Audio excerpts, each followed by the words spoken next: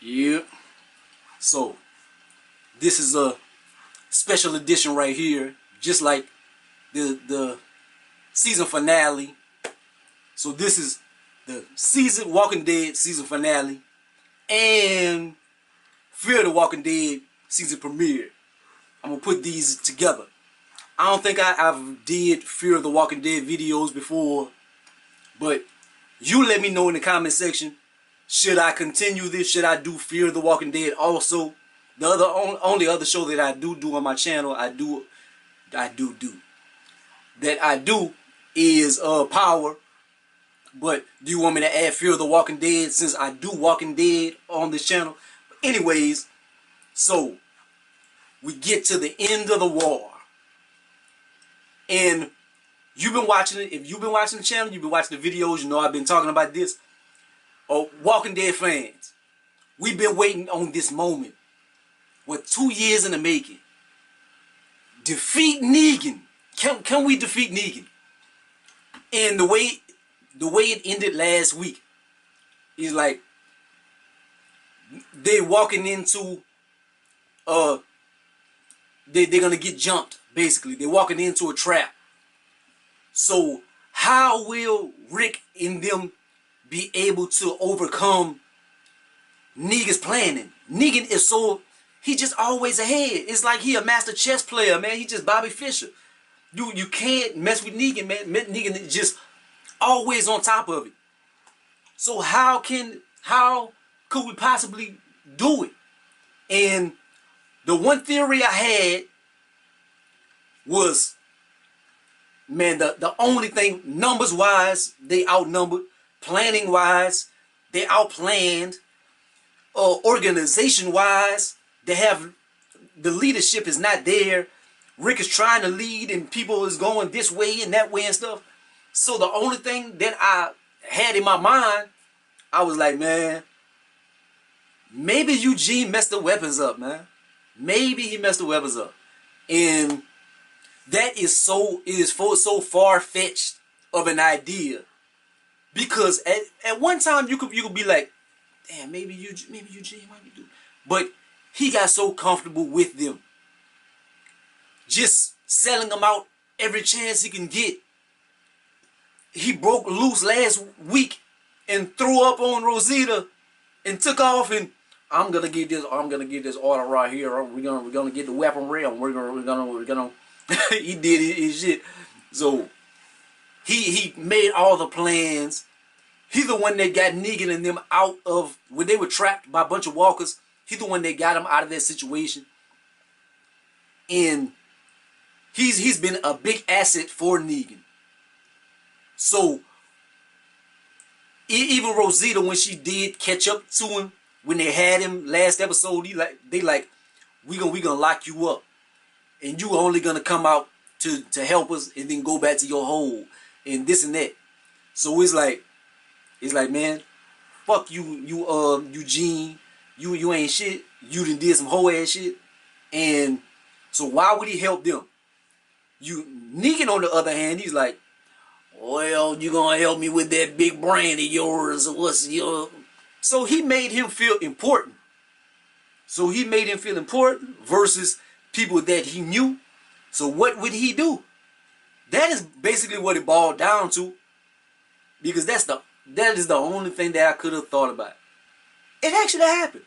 Like me and my uncle, and then we were watching it, and I was telling him, I was like, man, I'm thinking like maybe the weapon's gonna be blanks, or maybe they're gonna backfire or something. And he was thinking the same thing as I've been saying. He like, man, but I don't think you're gonna turn against Negan and them. But it's like, rationally, how can Rick and them beat him? But he came through. Father Gabriel, he was a whole ass brother. A lot of the times during these seasons, he has did a lot of stuff. He turned against Rick and them so many times. He jumped out of the car. He tried, man. He tried his best efforts. Like he tried so many times to go help Rick and them. I give him his props, man. Like a lot of people can't stand Father Gabriel. He did F up. But he did try to redeem himself. I think a lot of this episode, I don't know what the title of the episode is. If if I would have titled the episode, I would have titled it Redemption. Maybe that's the title of the episode. I don't know. Because it was a lot of redemption, man. That was the common thread that I noticed from what happened. Because Dwight, at the end of the episode, like Dwight is talking to Daryl and he's like, look, I know I'm a fucked up person. I did a lot of stuff. But he was trying to help all along. Well, not all along, but he tried to help topple Negan. Negan was just got a little bit ahead of him. So he tried that. Eugene, he went down the dark road. He went to the dark side. But like Kylo Ren, he wound up helping. That's that super nerd reference. But Eugene wound up helping. Father Gabriel did a bunch of whole shit. He wound up helping. That had members of Negan's crew, the ones that had been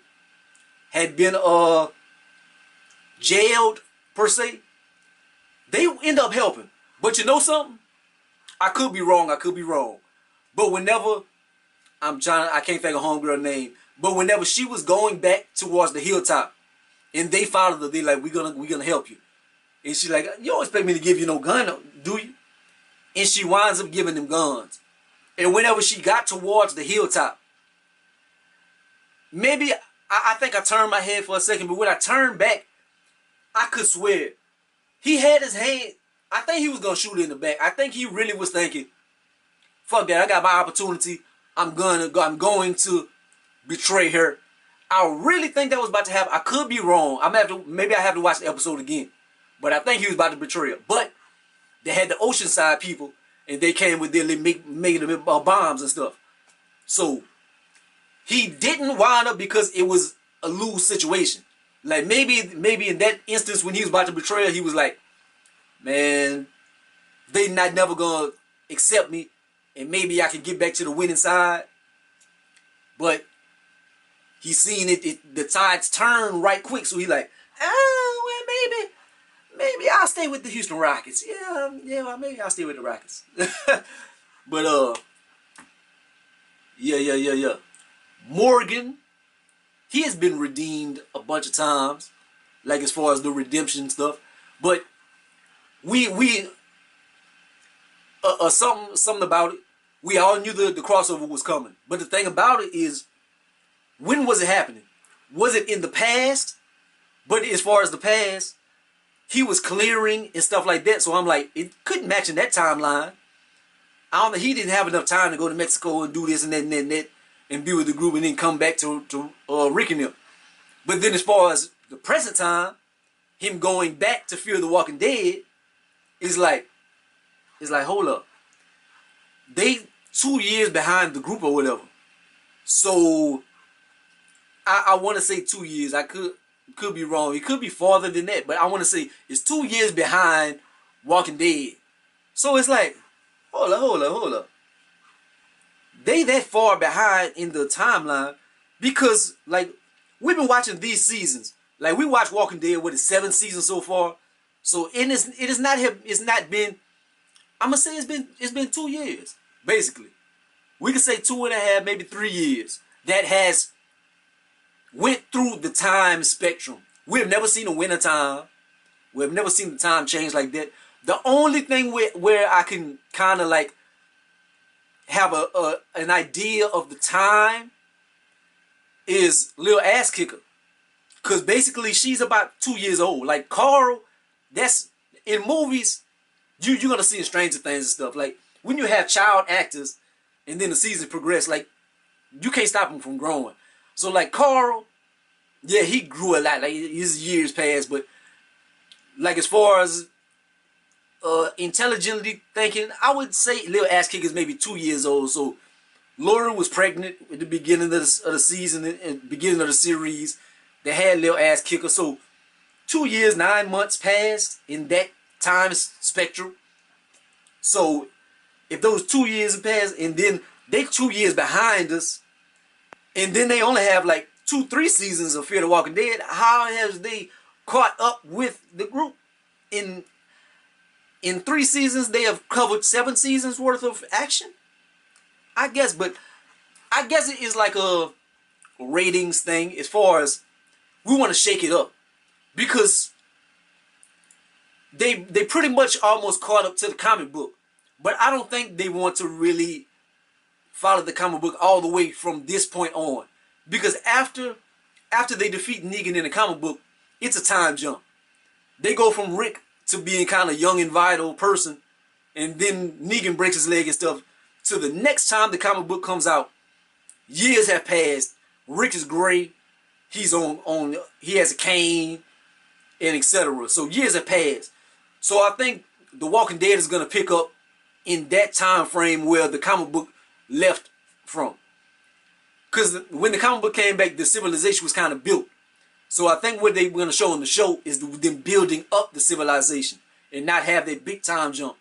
And something pertaining to Walking Dead, man, the end of that episode was so crazy, because like Rick finally defeats Negan, and you think that he killed Negan, but Negan winds up surviving. He's like, save Negan or whatever. Spoiler alert if you haven't watched it, but why you watching this if you haven't watched? But they finally defeated Negan, but he doesn't want to kill him. He wants to do like the comic book.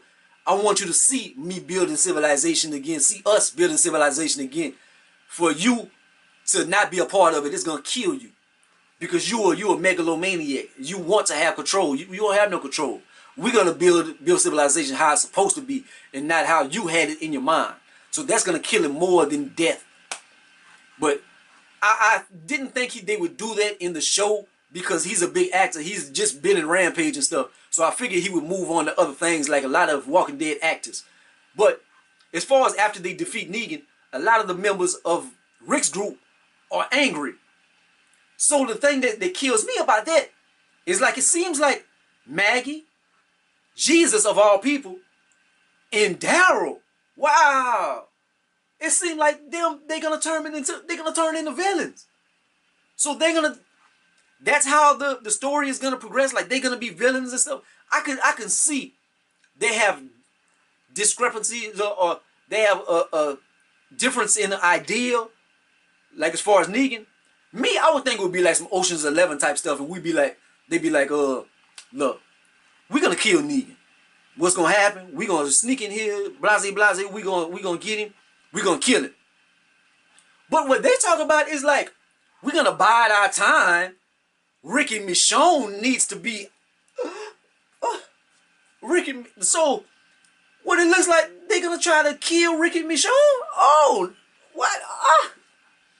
The hurt, Maggie, Daryl, Jesus Christ. Oh no! But it was a good episode, man. Like, all season, I've given it between 5s and 8s, maybe an 8.5 episode.